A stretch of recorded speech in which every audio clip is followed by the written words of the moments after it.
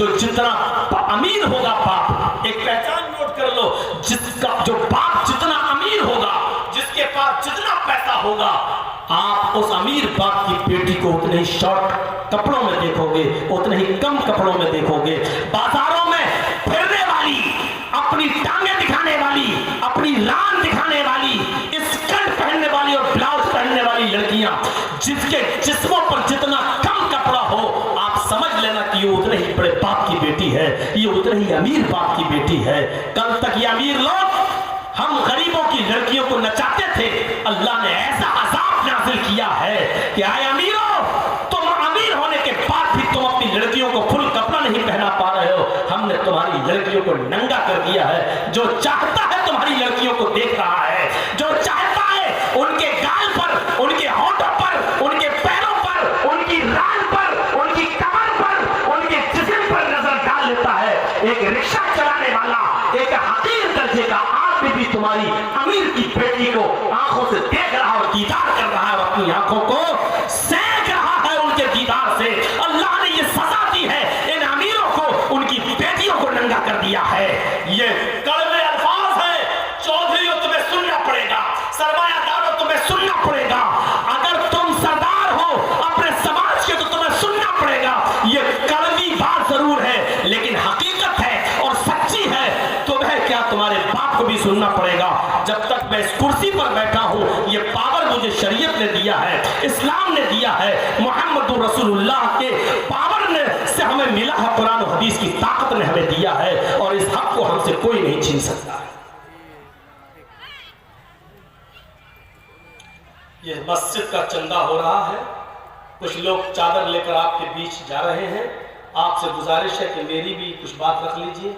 हदीस के अल्फाज है कि मन बना लिल्लाही मस्जिदन बनल्लाहु लहु बैतन फिल जन्नह, जो दुनिया में अल्लाह का घर बनाएगा, मस्जिद अल्लाह जन्नत में उसका घर बनाएगा, यानी जन्नत में अल्लाह उसका घर बनाएगा। तो आपसे गुजारिश है डिस्टर्ब ना करते हुए, देखिए ये सब अच्छी बातें नहीं है कि बीच में बोलना, हालांकि तकरीर के बाद होना चाहिए था, लेकिन अब आपको मैं थोड़ा सा परमिशन दे देता हूँ। अल्लाह के रसूल सल्लल्लाहु अलैहि वसल्लम जब स्पीच देते थे, बोलते थे, तो सहाबे किराम अपने सरों पर बैठी हुई मक्खी भी नहीं उड़ाते थे। ये हम और आपके कलेजे और दिल है कि बात कर रहे हैं, इधर नोट गिने जा रहे हैं, करेंसी गिनी जा रही है, और उसकी पैसों की आवाज बोलने वाले के कान तक आ रही। ये हमारे दिल और गुर्दे हैं जो इतना बड़ा कारनामा हम अंजाम दे रहे हैं। वरना अल्लाह के रसूल के ज़माने में जब नबी बोलते थे तो सहाबा अपने सरों पर बैठी हुई मक्खी भी नहीं उड़ाते थे कि कहीं कुरान की बात ना निकल जाए, कहीं डिस्टर्ब ना हो जाए, कहीं ऐसा तो नहीं कि हम कुरान हदीस की बात सुनने से महरूम रह जाए। ये सोचने वाली बात है। आइंदा जब जलसा आप करिएगा तो इन लेडीज को, औरतों को बहुत दूर इनका इंतजाम करिएगा, इतनी दूर की उनकी आवाज जल से गाकर। जब आप अपनी औरतों से खुश नहीं है, जब वो घर में चुप नहीं रहती है तो यहाँ चुप रहेंगी।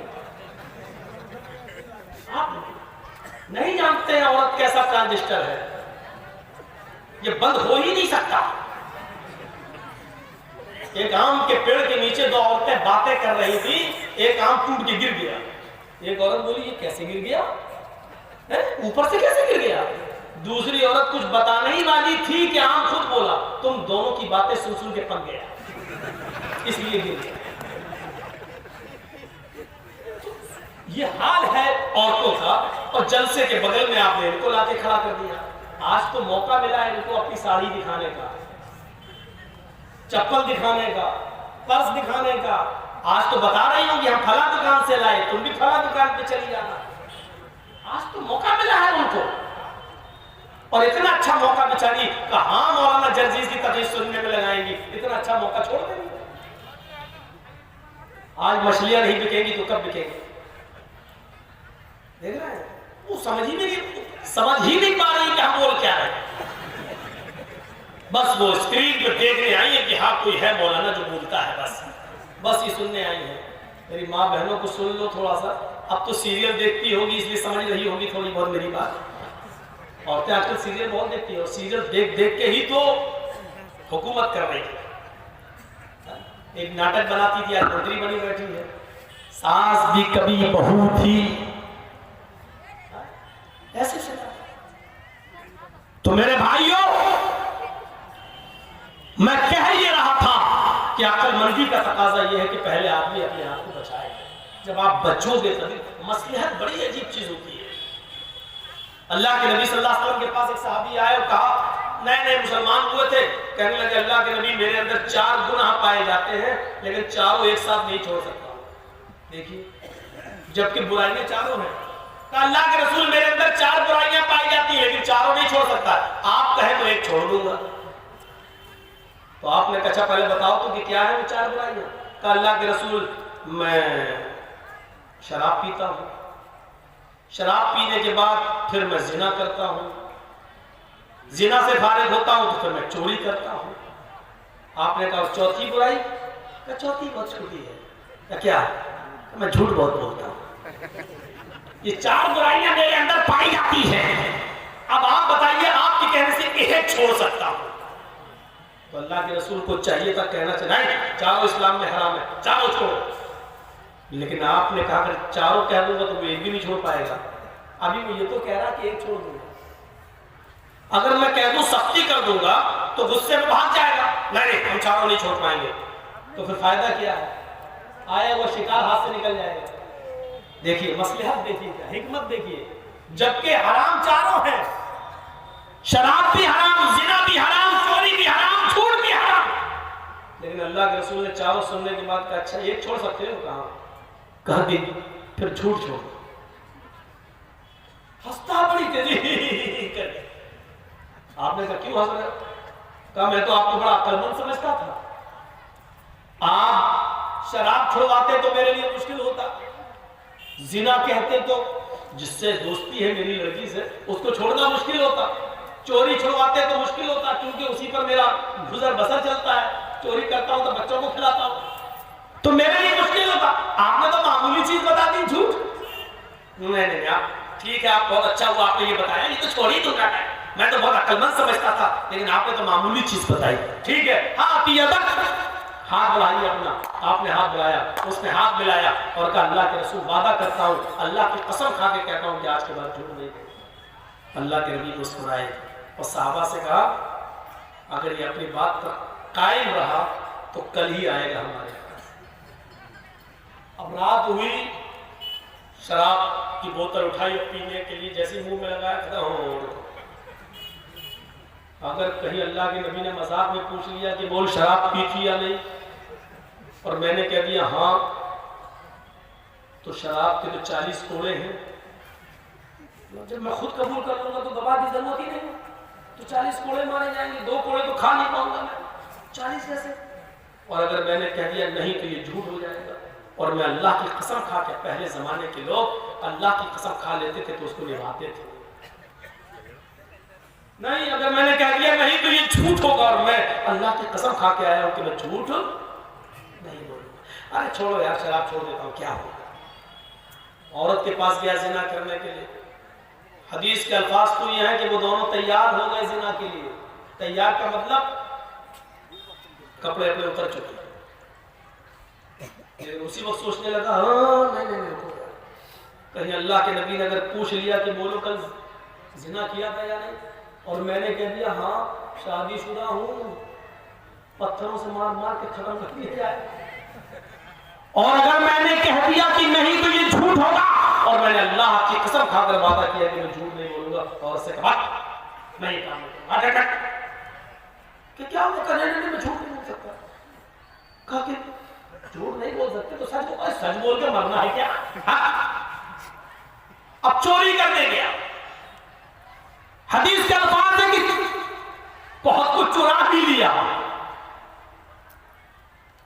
دیوار پھاند کر کودنے والا تھا، سوچنے لگا کہ نبی نے پوچھ لیا کہ چوری کی تھی یا نہیں، اور میں نے کہہ دیا ہاں تو ہاتھ کاٹا جائے گا، اور کہہ دیا نہیں تو جھوٹ ہوگا. میں جھوٹ نہیں بولوں گا کیونکہ اللہ کی قسم کھا کے آیا. سامان جہاں سے چرایا تو وہیں رکھ دیا. بڑا پریشان گھر آیا، فجر کی نماز پڑھا اور اللہ کے نبی کے پاس گیا. چہرہ مرجھایا ہوا تھا. اللہ کے نبی نے کہا کہ ادھر آؤ، کیا ہوا؟ اتنی دور کیسے بیٹھے ہیں؟ میں نے ٹھیک نہیں کیا ہوا؟ अल्लाह के रसूल, मैं तो समझता था कि आपने कोई मामूली चीज बताई, आप तो बड़े अकलमंद निकले। आपने कहा क्यों?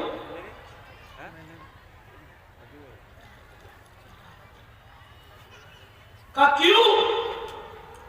कहा आपने कहा झूठ छोड़ दो।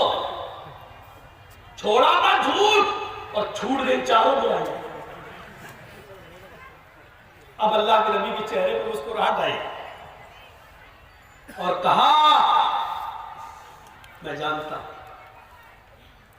फ़इन्नल किज़्ब राज़ुज़ ज़ुनूब, झूठ ही तो है जो तमाम गुनाहों की जड़ है।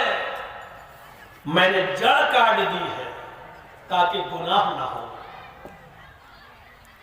अल्लाह तुम्हारी हिफाजत फरमाए। और करो मेरे भाई, आप चाहते तो कह सकते थे चारों छोड़, और अगर ये कहते थे चारों छोड़ तो भाग जाता, मैं एक भी नहीं छोड़ूंगा, मैं नहीं छोड़ूंगा। इसको कहते हैं हिकमत, इसको कहते हैं मसलहत। कभी कभी ये हिकमत अपनाना चाहिए उलमा को भी, क्योंकि अल्लाह के रसूल ने ये हिकमत अपनाई।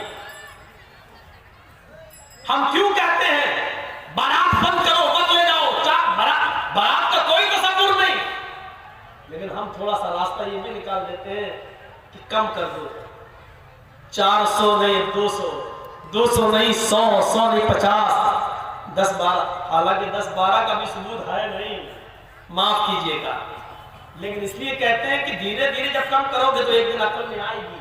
पर एक दिन ये होगा कि अच्छा आपकी बेटी का निकाह होना है, मस्जिद में नमाज पढ़ाई इमाम साहब ने और वहीं खड़े होकर निकाह पढ़ा दिया, और शाम को लड़का जाए और लड़की को लेके, बीवी को लेके चला है, वहीं बैठे बैठे निकाह हो जाएगा। मेरे भाई को निकाह कहते तसव्वुर था।